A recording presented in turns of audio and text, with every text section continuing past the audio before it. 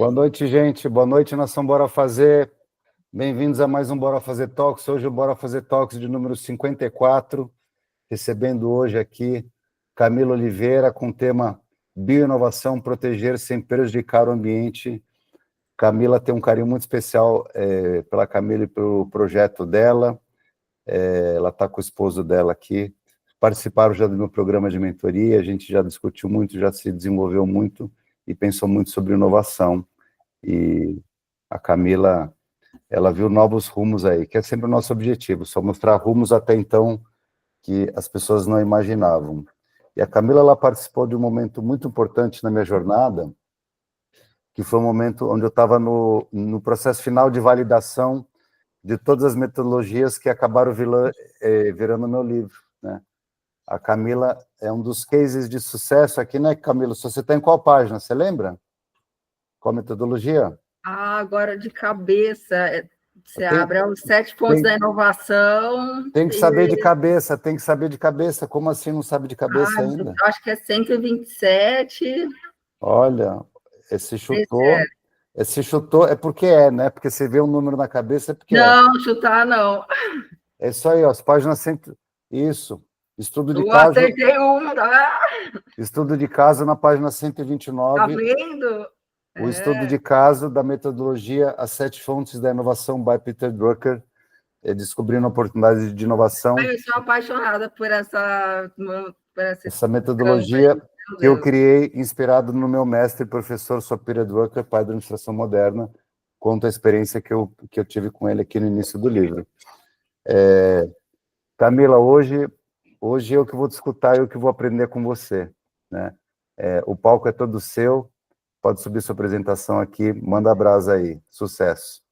Boa noite a todos, então eu me chamo Camila, eu sou sócio pesquisadora da Pestfield Agentes Biológicos, a gente está sediado aqui no Parque Tecnológico de Nova Mutum, em Mato Grosso, e desenvolve um trabalho com controle biológico de pragas, né, que eu vou explicar um pouquinho mais hoje sobre o que seria o controle biológico de pragas, esse universo de bioinsumos e a importância na agricultura.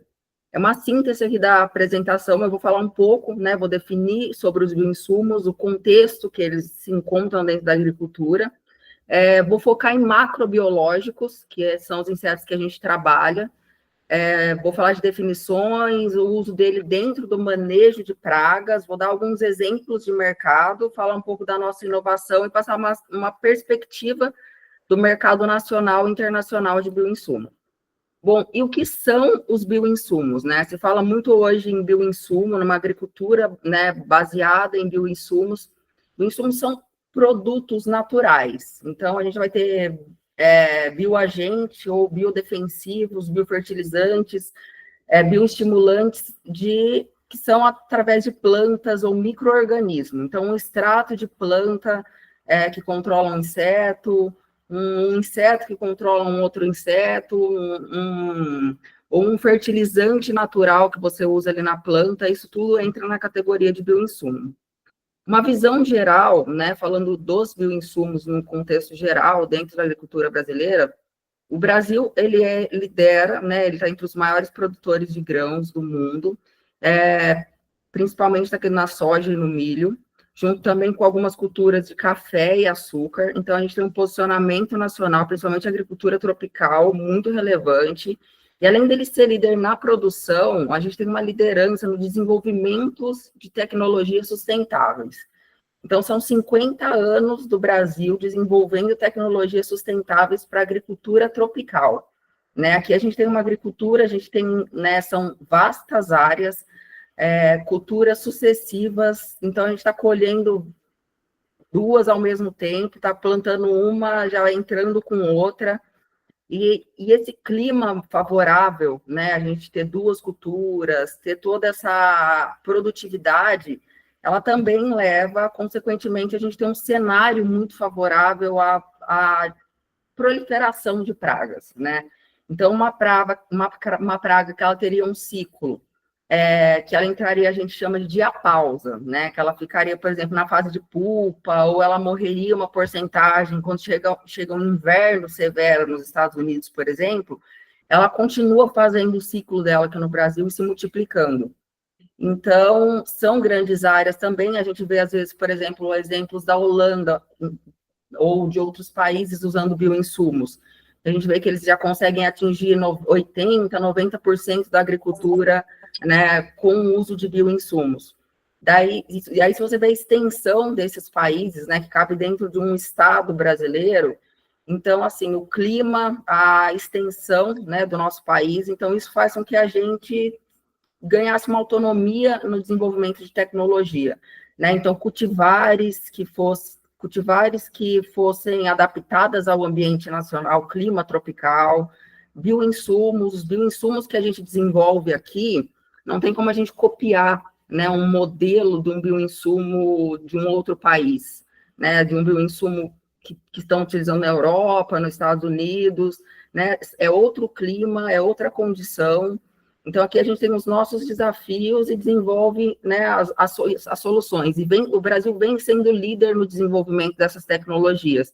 E, ao mesmo tempo que vem sendo líder, um dos desafios que eu coloquei ali é a inovação, é o aumento, né, explorar mais, né, a gente vê isso, é uma constatação da pesquisa brasileira mesmo, que entende que a gente tem uma ampla biodiversidade pouco explorada, pelo tamanho da nossa biodiversidade, da nossa capacidade de explorar essa biodiversidade, o que é explorado é muito pouco, né? Com isso, a gente ainda tem questão de legislação, que a gente ainda andamos um pouco nos últimos anos, mas ainda existem algumas coisas a serem trabalhadas para a utilização desses bioinsumos. Para eu dar um exemplo muito claro de alguma coisa, de algo que já é utilizado na agricultura há um pouco mais tempo, que são os extratos botânicos, por exemplo, ou óleos essenciais. A única forma de registro anteriormente, você registrava como insumo, você tinha que registrar como uma outra coisa, porque não tinha uma legislação própria para você registrar, para fazer o registro daquele produto. Então, muitas vezes, se compra, não era tinha uma dificuldade de registro mesmo. Então, às vezes, a gente não tem uma ampla, né? Por que não se tem tantos inseticidas botânicos no mercado? Né? Por que não se fala tanto de, né, não tem a vasta, né, biodiversidade que a gente tem um inseticida à base de uma planta e é uma planta indiana no mercado. Então, assim, são questões brasileiras que a gente está caminhando para melhorar. Né? Já se desenvolveu muita coisa, mas tem muita coisa a ser desenvolvida também. Tem a questão da transferência de tecnologia, né? Como não se tem uma regulamentação, uma política de divulgação, essa transferência de tecnologia para o produtor, ela acaba sendo afetada, tanto para os grandes, pequenos e médios produtores, né? Tanto para um lado mais extremo, quanto para o outro. Muitas pessoas vão... isso acontece com os microbiológicos, não sei se vocês estão um pouco mais familiarizados. Os microbiológicos são fungos e bactérias utilizados no controle de pragas. Né? Eles chegaram no mercado, né, já há algum tempo, e foram de extrema importância para abrir, né, porque a gente tem uma questão de cultura, da mudança cultural, né? Eu sempre controlei minhas pragas com químico, meu pai com químico, meu avô com químico, porque agora eu vou mudar, né? Teria que mudar porque se tá tudo certo aqui, tá, né? Um time que está ganhando não se muda. Mas os microbiológicos entraram no mercado e entraram no mercado fazendo um trabalho excelente. Então, a gente tem, né, o Brasil desenvolvendo diversos produtos, e hoje a gente consegue falar de macrobiológico, né, de controle de macrobiológico, porque teve essa entrada desses produtos no mercado. E por que eles entraram de uma forma mais fácil? Tem alguns fatores, claro, por exemplo, quando eu falo de macrobiológico, né, que é um inseto que eu vou liberar na lavoura para pegar uma lagarta. Eu vou entrar ali com um drone, por exemplo. Então, esse drone é uma tecnologia, não faz muitos anos que está disponível para a agricultura. Um microbiológico, o produtor ele coloca ali na cauda de pulverização. Então, ele já está mais acostumado com... Ele vai colocar ali na mistura dele, né? Que é uma coisa que às vezes não se faz muito certo ali, acaba matando até o microbiológico, que é uma coisa que, igual eu falei, a transferência, isso entra na transferência de tecnologia, de treinamento, de fusão de conhecimento. Então, isso faz com que alguns produtos tenham tido um caminho um pouco mais rápido, né? Pelas tecnologias serem mais acessíveis aos produtores. E essa mudança de cultura, né? Como eu falei, os microbiológicos, ela teve essa vertente de abrir um caminho, só que daí veio o jeitinho brasileiro, né? Eu vou comprar uma cepa de uma empresa e vou multiplicar aqui na caixa d'água aqui da minha fazenda. E ali você não sabia mais que você estava multiplicando e você aplicando aquilo na lavoura, e aquilo ali às vezes era muito mais tóxico do que um inseticida, porque se perdia o controle daquilo, né? Fora que é pirataria fazer uma coisa dessa, né? Então, assim, teve esses extremos, e tanto que agora a gente vê falou muito da legislação on-farm ultimamente, foi para tentar chegar num meio termo dessas questões, né? Ter uma legislação que a gente consiga ter uma fiscalização, um controle técnico do que está sendo feito. Aqui eu vou falar dos desafios especificamente do controle de pragas na agricultura, dos bioinsumos, né? O que traz isso para a gente? Quando a gente fala que eu não estou entrando ali, eu estou controlando a minha praga com um inseticida químico, que é utilizado há milhões, né, de anos aí. A gente utiliza a base do controle, né, de praga e doença, é o controle químico. Então, a gente sabe que isso tem um impacto muito grande no ambiente, e a questão de resíduo nos alimentos também, né? E hoje em dia a gente se sente muito mais essa questão do resíduo, o produtor sente muito mais essa questão de resíduo nos alimentos, resíduo nos produtos, principalmente porque começou a impactar o bolso.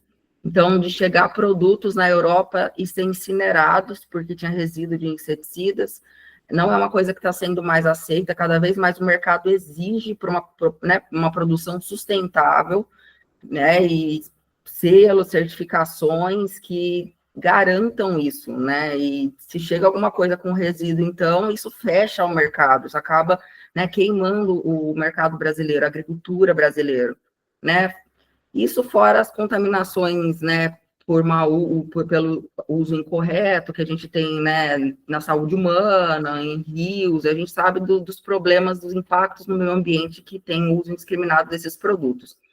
E essa pressão do mercado, tanto interno quanto, né, externo, por produtos sustentáveis.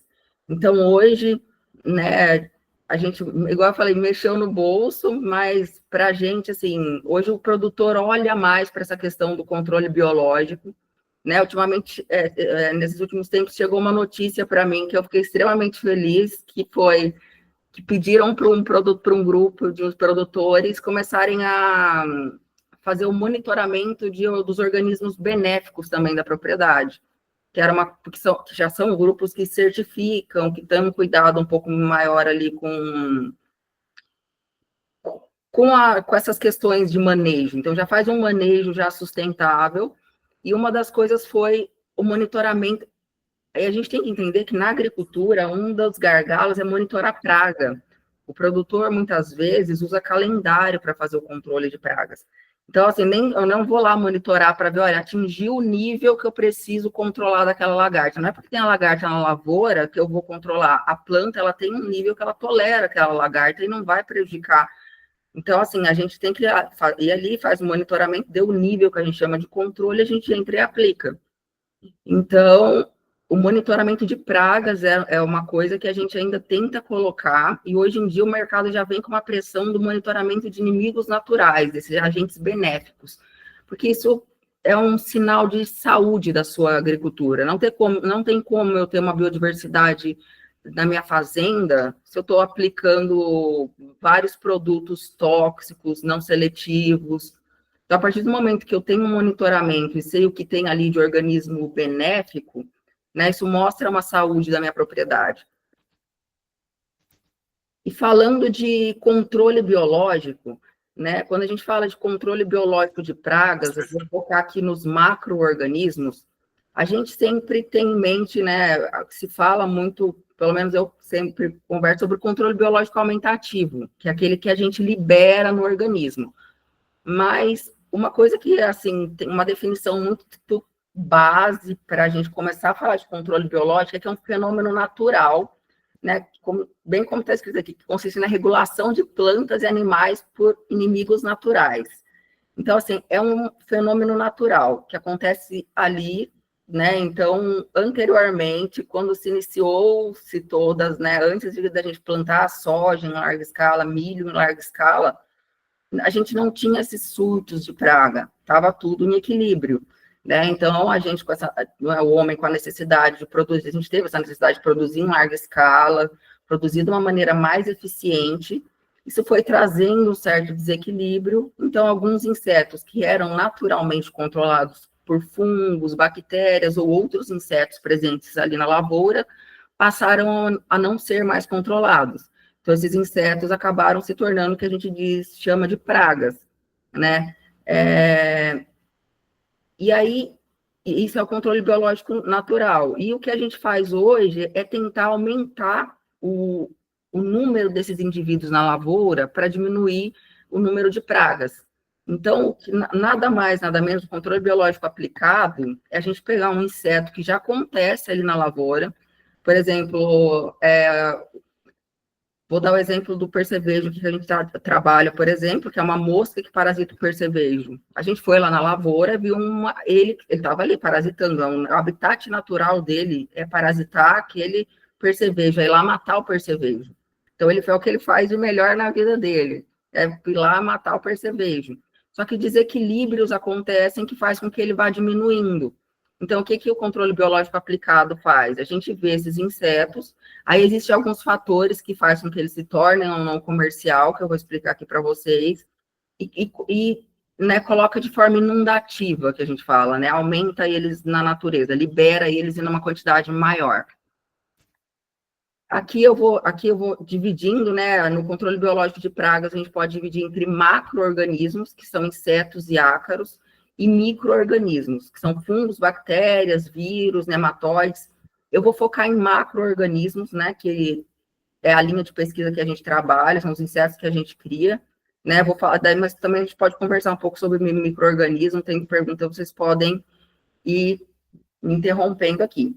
E falando de controle biológico, dentro da agricultura, a gente tem o manejo integrado de pragas, né? Que são práticas utilizadas para manter a praga abaixo do nível de controle. Então, a gente tem o controle químico, como vocês verem, e a gente coloca como uma casinha, né? Que tem o alicerce e as estratégias de controle. A gente tem o controle químico, biológico, semioquímico, manipulações genéticas de pragas, que é você liberar, às vezes, um inseto estéreo que vai cruzar e a fêmea não vai mais opositar, por exemplo.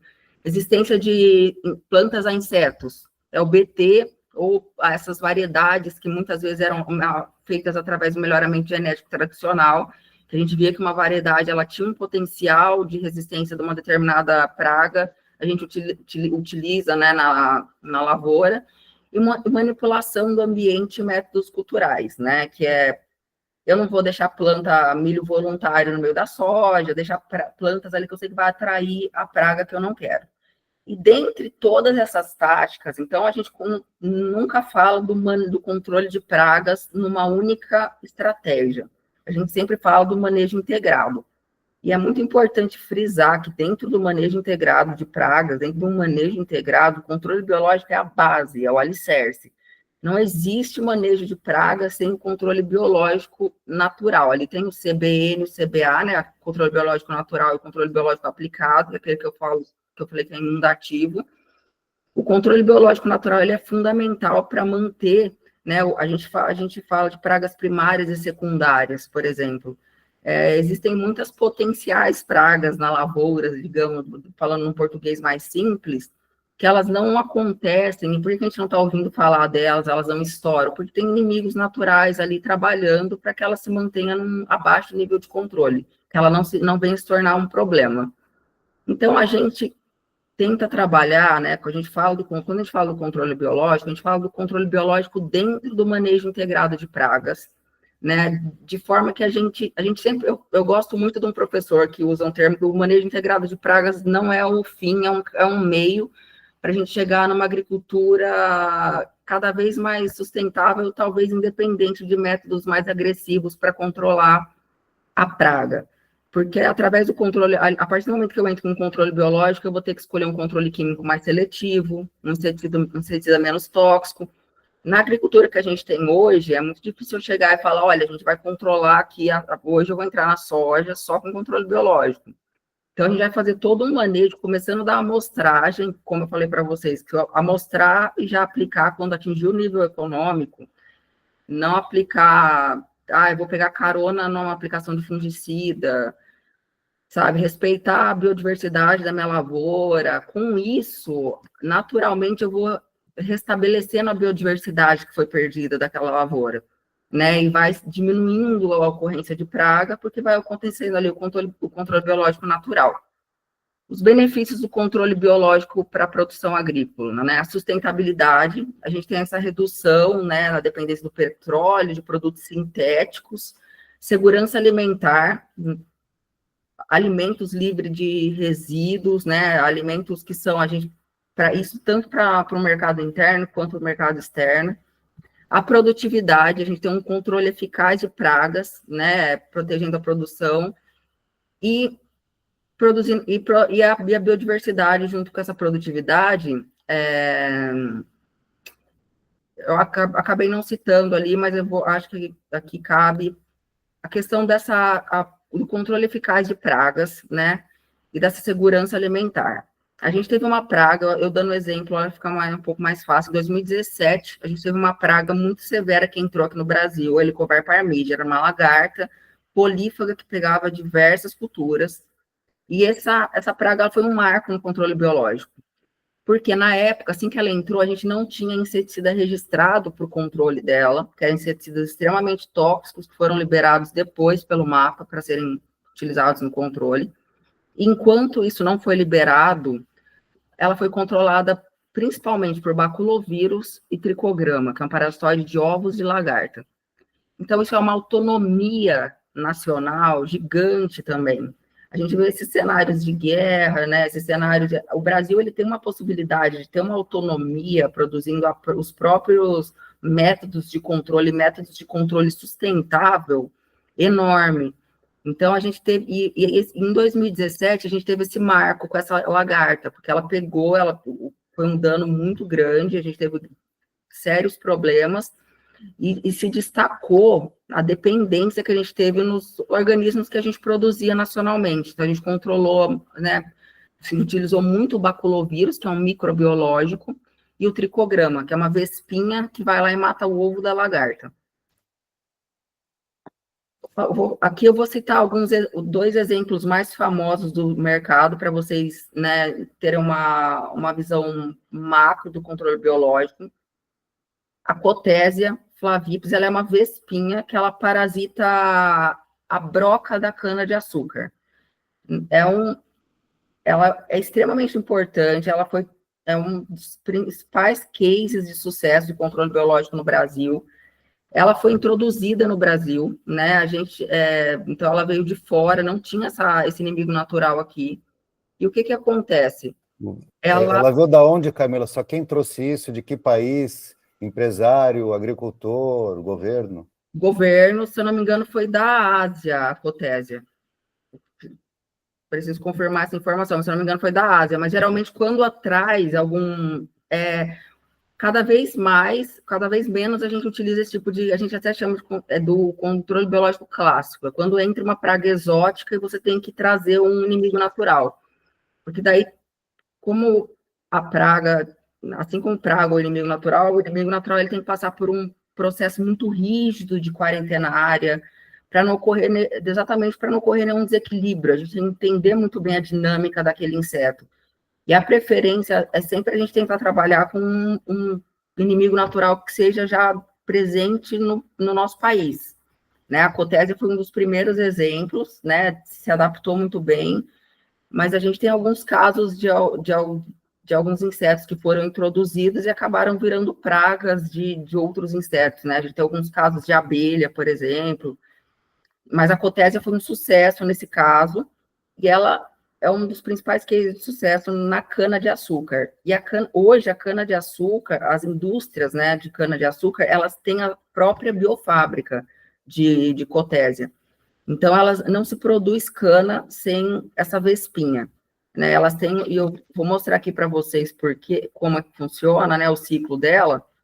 Então, esse aqui é o ciclo da praga, né? Da praga que ataca a cana. Então, né, a mariposa vai lá e coloca esse ovo, né? Não sei se coloca esse ovo aqui na planta. Essa lagarta, ela vai raspar as folhas ali da cana nos primeiros instares dela, nos primeiros dias de vida dela. Então, ela vai fazer um buraquinho ali na cana e ela entra no colmo. A partir do momento, né, que ela entra que essa lagarta entra no colmo, não tem como acessar ela com inseticida mais. E aí que se deu esse controle biológico, o sucesso da cotésia. A única forma de eu controlar a broca da cana é eu liberando a cotésia. A partir do momento que eu libero a cotésia, eu libero ela na lavoura, ela entra nesse orifício e parasita essa lagarta. E dessa lagarta daí, ela mata ela, né? Ela vai matando aos poucos a lagarta, porque ela precisa completar o ciclo dela na lagarta, saem outras vespinhas de cotésia. Então, assim, e hoje a conscientização, assim, você vai dificilmente uma indústria, né, de cana, não tem, uma usina de cana não vai ter a própria produção de cotésia. São produções enormes. Isso aqui são danos, né, da broca na cana, causa danos diretos, indiretos. Isso aqui é a vespinha parasitando a lagarta, ela vai, coloca o ovipositor dela e coloca os ovos dentro da broca, né? E aqui é uma lagarta sendo aberta com várias larvas da cotésia. É tipo Sansão contra Golias, né? Impressionante. Exatamente. O tamanho é isso mesmo. E aqui são, né? Isso aqui eu lembro na época da nossa graduação, era liberado em copinhos ainda. Como eu falei, o drone é uma coisa nova, né? Antes liberavam com copos a cotésia no canavial, hoje em dia são drones, né? 99% é liberado com drones, né? Isso aqui são cápsulas, os ovos, a gente libera ovo parasitado, daí fica dentro e já será libera perto da emergência.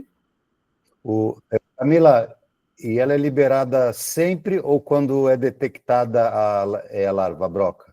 Quando é detectada. Tá. Já vou mostrar aqui para vocês, ó. O monitoramento dela se abre, é feita. Como que a gente faz um monitoramento, né, de uma. Cada praga a gente tem um meio de monitoramento, né? A cotésia, como que a gente realiza o monitoramento dela? A gente tem essas armadilhas, chama armadilha tipo delta. A maioria das pragas hoje em dia já tem o feromônio sintético, né, que a gente coloca ali o feromônio da fêmea, sintético, que é uma pastilha, que atrai as mariposas, os machos, e elas vão colar aqui dentro dessa armadilha. Então, eu estou monitorando ali, eu vi que tem 5, 6 mariposas, eu libero. A broca da cana, a gente ainda não tem como eu falei, das tecnologias ainda a lacuna de bastante coisa para ser desenvolvido. A broca da cana, a gente ainda não tem esse feromônio. Então, aqui, vocês estão vendo aqui dentro, em vez de eu colocar uma pastilha, eu coloco uma caixinha com pupas da mariposa fêmea. Então, eu coloco ali 5, se não me engano, 5 mariposas, e elas vão sair, vão soltar o feromônio para atrair o macho.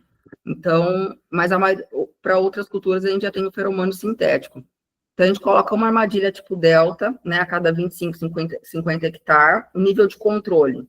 Então, eu vou passando nessas armadilhas, deu 6 machos por armadilha, a gente faz a liberação da vespa.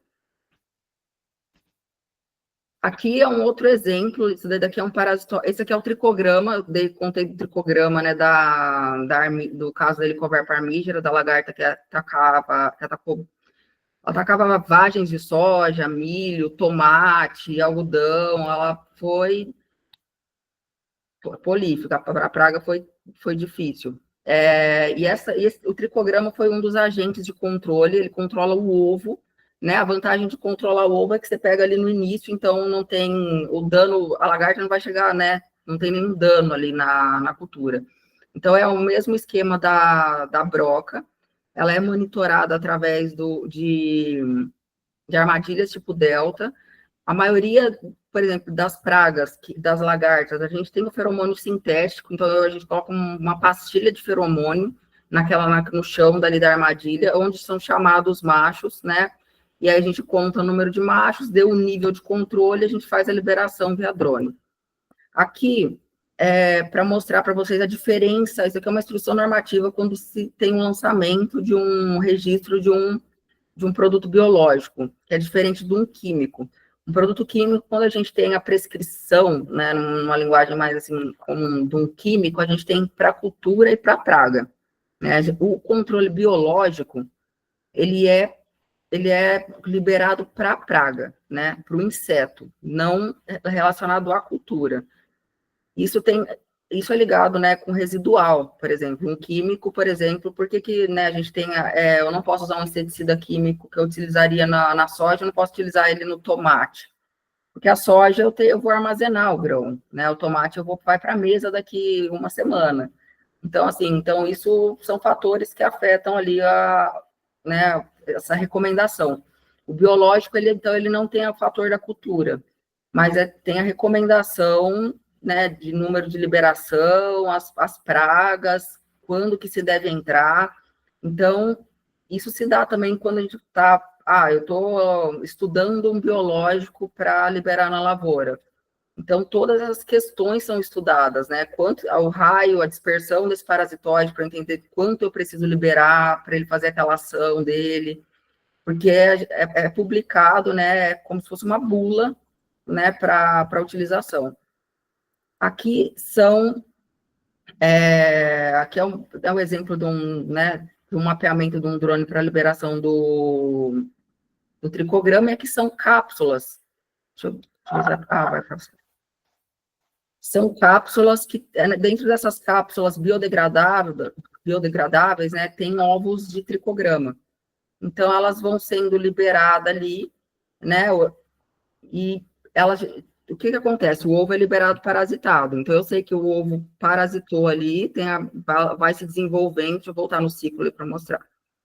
Então, eu coloquei aqui, aqui é um ovo de uma lagarta, né, vamos supor que é uma praga, eu coloquei, ela parasitou, ela vai ter o tempo para ela desenvolver o ciclo dela, né, que ela vai se criar dentro desse ovo da praga.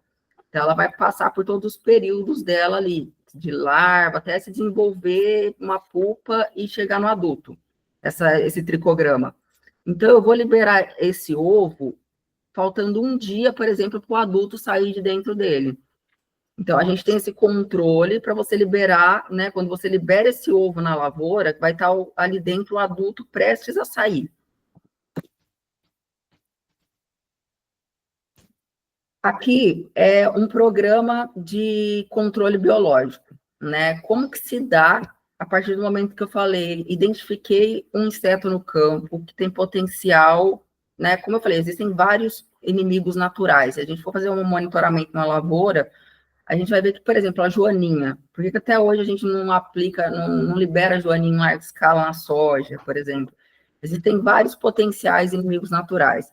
Então, como que é feita essa triagem, né? Então, a gente faz a identificação do inimigo natural, a gente faz um estudo de biologia da praga e do inimigo natural, né? Isso, a questão do controle biológico, do macrobiológico principalmente, entra numa questão cultural, não só apenas do produtor, mas até da academia, digamos assim, porque até então, entomologistas, pesquisadores, agrônomos, estudavam para matar a praga, não para criar a praga, para entender o desenvolvimento de nutrição e biologia de inseto. Então, no Brasil, né, décadas, isso não é muito tempo que começou essa linha de pesquisa e começou a trabalhos despontar, tipo, eu estou trabalhando para entender qual é a melhor forma de eu criar o percevejo marrom da soja. Mas por que você quer criar o percevejo marrom da soja? Porque é em cima do percevejo marrom da soja que eu crio a vespa parasitoide dele. Então, a gente tem que entender da melhor nutrição, criar uma dieta artificial. Então, a gente faz todos esses estudos de biologia da praga e do inimigo natural. A gente determina a metodologia de criação, estabelece uma criação de larga escala e faz estudos de eficiência de semicampo e campo. E aqui nesse ponto aqui tem um gargalo, que é o que está na maioria das vezes o gargalo no macrobiológico, é o estabelecimento de uma criação em larga escala, né? Muitos insetos não saem, né, digamos assim, do papel, a gente para ali porque a gente tem o gargalo da produção em larga escala, porque a gente entende que para macrobiológico a gente está produzindo milhares de insetos praga e milhares de inimigos naturais. Então, são 2 insetos que a gente está produzindo numa escala muito grande. Então, a gente tem que achar, muitas vezes, o que acontece, a gente achar um hospedeiro alternativo, que nem o tricograma, aquela vespinha que eu falei que vai no ovo da lagarta. A gente cria ela no ovo da traça da farinha, que foi o quê? Uau. Estudando, encontrou um hospedeiro alternativo para viabilizar essa criação, para tornar ela mais barata, para a gente poder utilizar ela no campo. Então, a gente não cria ela no ovo da praga, porque senão ficaria muito caro e seria uma coisa inviável. Então, a gente cria a traça da farinha e cria ela na traça da farinha e libera para ela controlar os insetos praga, né, na lavoura.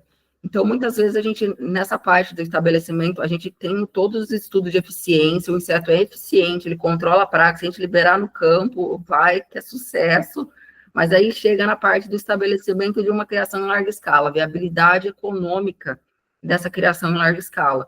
Então, a gente tem que entender, a gente vai encontrar um hospedeiro alternativo, né? Tem uma dieta artificial para esse hospedeiro alternativo, que é uma coisa que facilita muito para a gente, né? E aí vão sendo vários fatores, a gente consegue automatizar essa criação, hoje em dia é um ponto muito importante, né? Já é um ponto que o Brasil entende já como crucial. Se você trabalha com controle biológico, trabalha em pesquisa e desenvolvimento com controle macrobiológico, você automaticamente trabalha com automação, né? Porque não tem como você produzir em larga escala de uma maneira, né, que seja totalmente manual.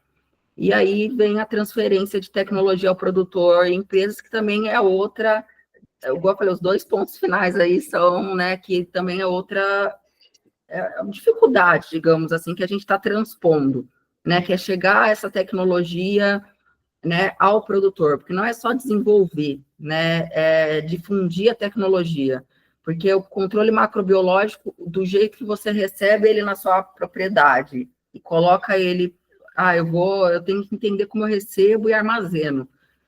Dependendo do jeito que eu armazeno esse produto, é um organismo vivo, né? Dependendo do jeito que eu armazeno, eu mato todos os meus insetos ali, a hora que chega na lavoura e a hora que eu for, ou no transporte. Eu não posso colocar no porta-mala de um carro de São Paulo para Mato Grosso e trazer um macrobiológico para cá. Chega tudo morto, a mesma coisa.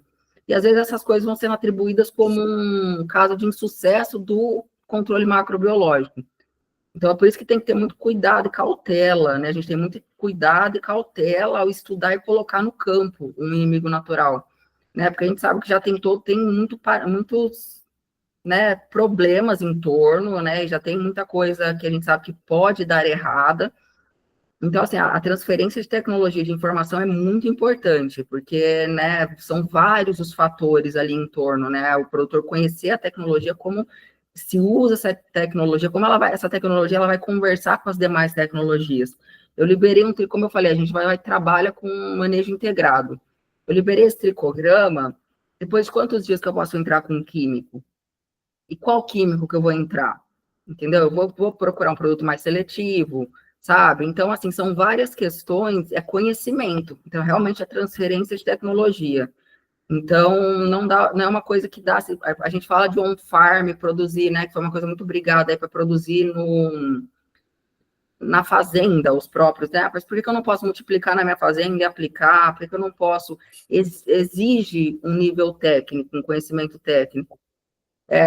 Pequenos, a gente sempre. E aí, né, uma pergunta que sempre vem também: por que o controle biológico geralmente está mais disponível para grandes produtores, né?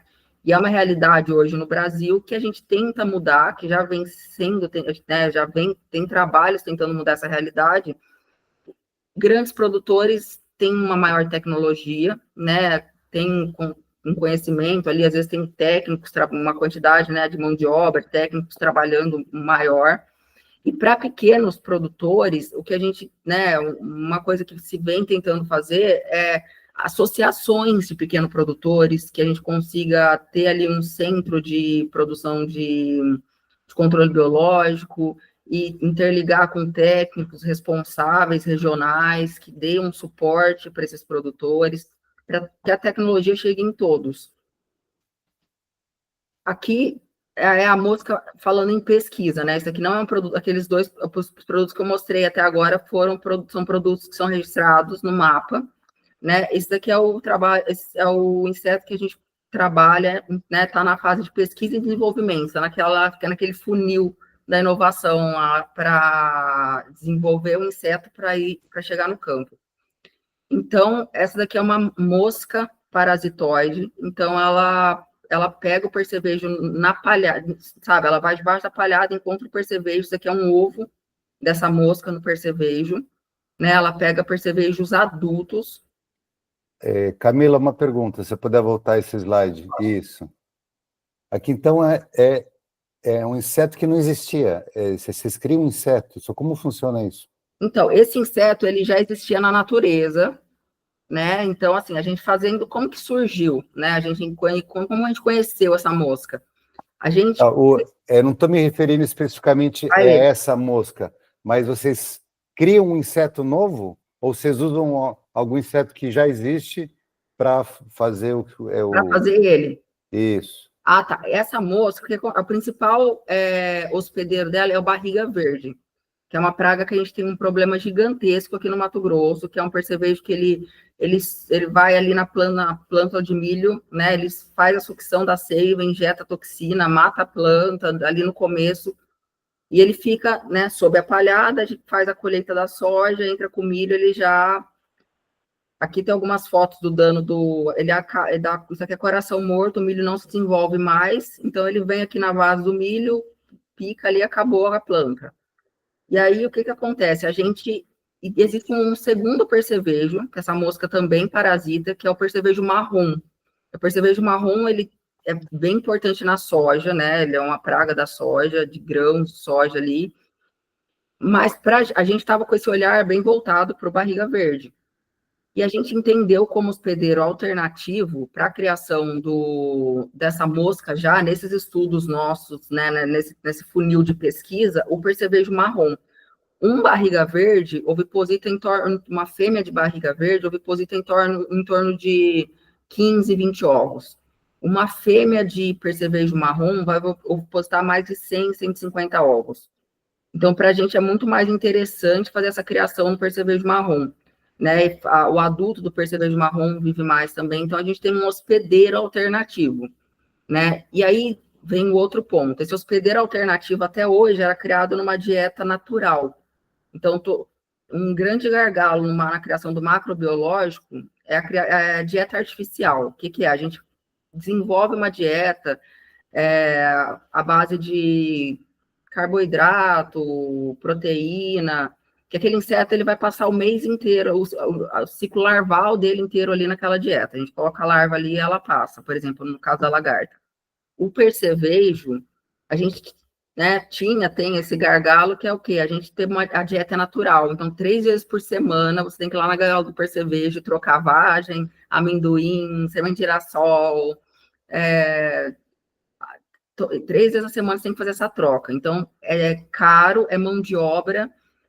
A procedência desse, por exemplo, outro que acredito que seja um dos maiores problemas nesse caso, já aconteceu mais de uma vez a gente comprar vagem de lugar, você fala, a vagem ela não tem contaminação. Tem, você comprar uma vagem que foi pulverizada, acabou de ser pulverizada ali, por mais que... Então, assim, você não sabe a procedência de todos os materiais que você está comprando para aquela criação, a partir do momento que você faz uma criação natural. Então, isso oscila. E não, para você ter uma criação em larga escala, isso é péssimo, né? Você ter essa oscilação de nutrientes, oscilação até de oferta, né? Ah, não, eu tenho esse tipo de vagem no mercado hoje, na próxima semana é outro.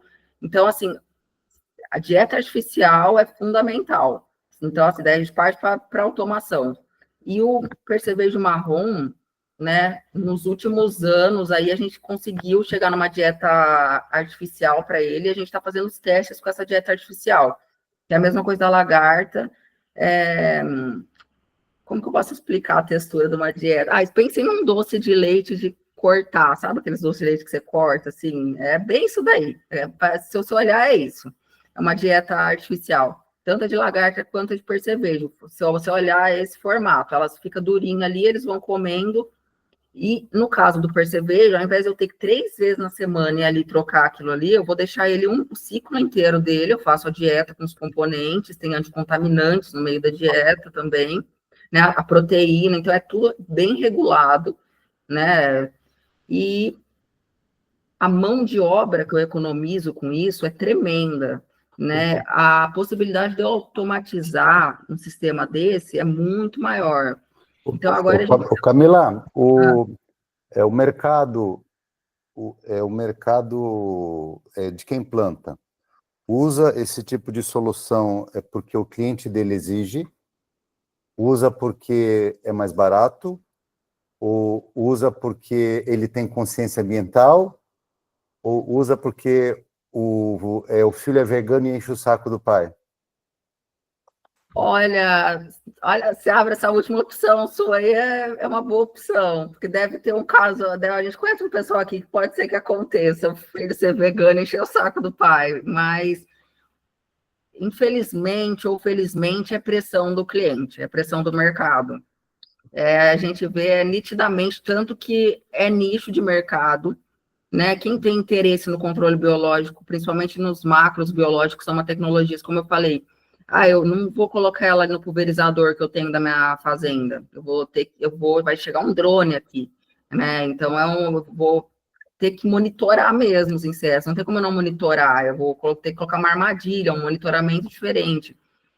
Então, geralmente, quem está de olho nisso são geralmente produtores que já buscam certificação, grandes grupos, são os grandes produtores que exportam, né? Não sob essa pressão. A resposta é: o cliente exige. O cliente exige. Você não vai. Eu nunca vi de verdade assim um produtor falando: nossa, eu me preocupo com a natureza, vou usar um controle biológico aqui. Tá. E a relação custo é mais caro? O custo é o mesmo do controle químico. Aí essa guerra nossa, sempre que eu falo ali daquele funil, é fazer isso, porque a gente entende o quê? Que o produtor já tem diversas barreiras para chegar no produtor controle biológico. Então, o custo, a gente tem que pelo menos bater o controle químico, embora seja um controle que você não está vendendo só aquele benefício que o químico te dá, né? Tá. Se eu aplicar o controle biológico né, consecutivamente, o objetivo que eu tenho é que aquela praga ela vai diminuindo, que aquele inimigo natural vai se estabelecendo na lavoura. Eu vou tendo benefícios com outros inimigos naturais e vai diminuindo outras pragas e outras doenças na minha lavoura. Então, assim, isso é uma coisa que a gente tenta desmistificar, mas não coloca o dinheiro nisso, assim, a gente sabe, tenta falar, ó, pessoal, vocês não têm que pensar no controle biológico como o mesmo preço do químico, ou mais barato, alguma coisa, vocês não têm que comparar. Mas a comparação é feita, claro. E a gente coloca no mercado, posicionando com a comparação do químico, que a gente sabe que senão o produtor não quer nem ver nossa cara mesmo, daí fica difícil. O último comentário antes da pergunta do Odilon, e a gente abre para perguntas em função do horário.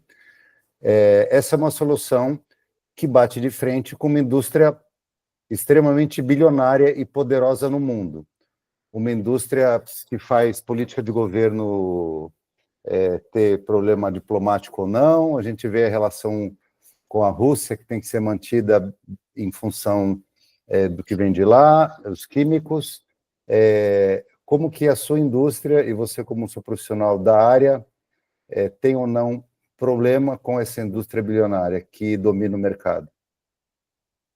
Então, Seabra, a gente entende isso, mas hoje pelo porte, pelo tamanho, o que acontece muito com as empresas que a gente vê de controle biológico, né? Eu não sei se felizmente ou infelizmente, né? A gente até fala, a biodiversidade do Brasil é pouco explorada. Eu acho que isso é felizmente, porque até hoje o que a gente viu acontecendo com a maioria dos insetos biológicos que foram, né, ou das empresas de macrobiológicos que foram sendo desenvolvidas, elas são compradas, geralmente por uma player aí do mercado, e algumas delas são compradas para serem fechadas, mesmo, assim, é essa dinâmica. Uhum. Mas, assim, a gente tenta, igual eu falei, mostrar esse lado do controle químico, a gente entende que eles também têm uma pressão por ter uma linha sustentável, então muitas empresas dessas já começam a ter uma pressão por produzir também uma linha sustentável. Eles têm um problema, os químicos, né? Existem muitos químicos que os químicos de última geração são químicos que são muito bons, que foram muito caros para serem desenvolvidos, que foram perdidos muito rápido. O que acontece? O produtor ia lá, aplicava 2, 3 safras, não funcionava mais. E isso para a indústria é uma perda assim, que a gente não consegue mensurar, porque são bilhões para desenvolver uma molécula, e eles não conseguem tirar o retorno daquela molécula devido ao mau uso, uso indiscriminado, essa falta de biodiversidade, essa pressão muito forte né, Legal. Então, assim, eu acredito que existem muitas empresas, né, vou falar de profissionais, muitos profissionais que trabalham nessas empresas, que eles conseguem enxergar isso dentro de um manejo integrado e eles entendem o benefício, né, do controle biológico dentro de um manejo integrado, porque vê que vai ficar inviável. Quem entende um pouco, entende que o negócio vai ruir. Uma hora, que nem eu falei, chega uma praga aí que você não consegue controlar, ou você força muito uma molécula extremamente importante, e depois, quando você precisar dela, sabe, ela já... E que nem as plantas BT, que a gente vê que antes, para você falar que tem resistência de um inseto, demorava anos. Hoje a gente vê plantas BT sendo lançadas e furou a resistência. Legal. Então, assim, a gente tem que trabalhar em conjunto. Tá. Odilon, você tinha uma questão? Tinha sim. Tenho, na verdade. Esse aqui, Camila, ó, é lixia. Sei. É um produto considerado caro no mercado. Eu queria saber se a tua solução ela pode ser para um produtor de não tão grande porte, com um valor de produto maior e gerando valor para ele nesse produto. Isso aqui é aqui de casa, tá, pessoal? Nossa, essa era a minha pergunta. Muito legal a sua pergunta, Odilon, muito legal mesmo. O Carrefour, eles fazem um manejo integrado de pragas. Você vai lá no Carrefour, tem os QR Codes que você coloca lá, e geralmente são pequenos produtores, pequenos médios produtores que fornecem para o Carrefour, acredito que já devem ter outros mercados já na rede, e que a empresa, eu vou falar, é minha concorrente, mas eu vou falar porque eles fazem um trabalho sensacional, chama Promip, eles são de São Paulo, e eles fazem esse trabalho sensacional. O que eles fazem? Chama MIP Experience. Eles fazem o controle biológico, eles dão essa assistência do manejo integrados e eles dão um selo para os produtores. Então, os produtores conseguem fazer um manejo melhor, né, um manejo mais saudável ali, conservar a biodiversidade e posicionar o produto melhor no mercado. Então, ele auxilia o produtor tendo essa parte de certificação. Então, é muito interessante o trabalho. Então, sim, e são mercados que remuneram muito bem. Obrigada pela resposta, viu? Foi tão doce quanto a lixia, sem nenhum agrotóxico. Camila, e como que você vive a inovação dentro do seu negócio, hein? Um negócio assim tão diferente. Então, a gente vive a inovação. Seabra, a gente conseguiu começar, de verdade, viver a inovação há uns 2 anos, que a gente entendeu que a gente precisava, até coloquei ali a importância da inovação, né? Que a gente precisa, essa fusão da pesquisa com o universo da inovação, que muitas vezes não acontece. Muitas vezes a gente fica dentro do laboratório, a gente entende mas a gente não entende que precisa ir para o mercado e entender o mercado, entender de negócio, entender... antes da gente vir aqui a gente veio para estar no Parque Tecnológico hoje de Mutum, a gente foi reconhecido como uma das empresas, né, com soluções sustentáveis, inovadora do Estado, por órgão aqui estadual, regional, e depois de eu ter feito a imersão, porque eu consegui posicionar o meu produto, porque antes eu posicionava tudo errado, eu não falava que era inovação, porque não, era uma bagunça a apresentação. Eu montei, depois que eu organizei, você não sabe a definição de uma inovação. Então, existem muitas coisas sendo desenvolvidas, e as pessoas não têm esse acesso, essa ponte, sabe? Fica dois grupos, assim, que não parece que não conseguem se conversar, e aí não é divulgado, não tem a gente sente essa dificuldade, sabe?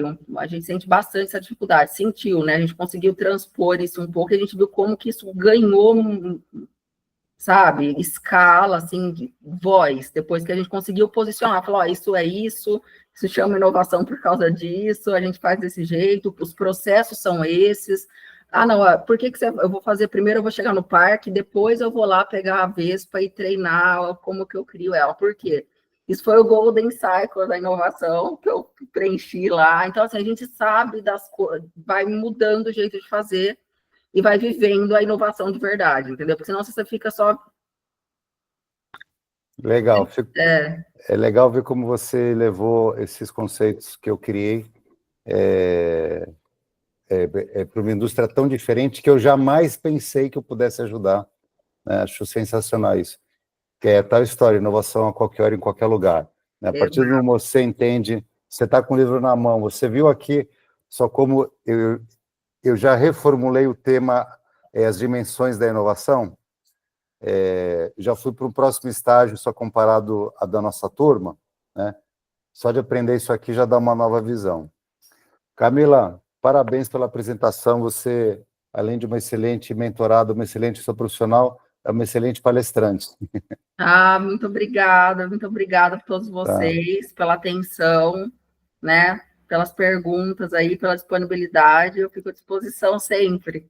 Tá joia. Alguma pergunta, galera? Eu quero um print final. Eu tenho uma, Marcelo. Fala, Douglas. Deixa eu abrir aqui, que eu estou em clima de Natal aqui. Tudo bem, Camila? Oi, Douglas, tudo bem? Tudo ótimo. Camila, eu estava escutando aqui a apresentação, muito interessante, e o que eu tive, em qual momento eu tive contato com isso? Foi num tipo de um hackathon, e uma pessoa também apresentou algo muito similar, e ela falou, a inovação dela era referente ao IoT, né? Então, você ter sensores para analisar essa entrada de pragas nas lavouras, enfim. Isso é pensado, porque já que não existem os feromônios que você, né, pode, então, atrair as pragas para que você consiga, então, ter esse número, né, mínimo para que possa soltar, então, o controle biológico.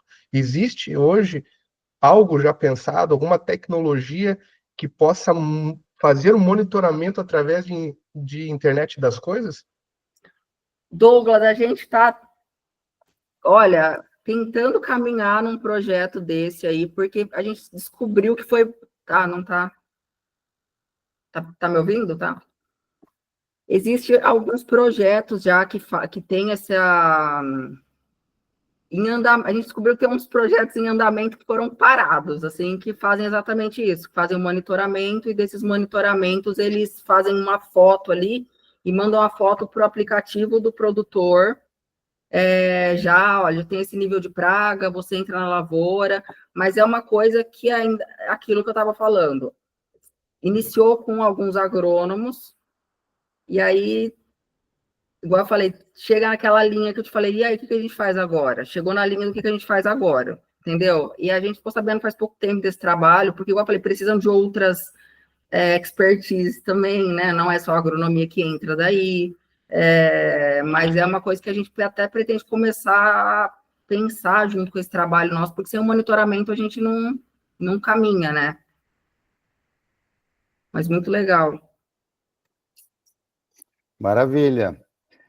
Alegria finalizar o ano do Clube Bora Fazer com o conteúdo da Camila, aqui um conteúdo que a gente acompanhou aí o desenvolvimento. Parabéns, Camila.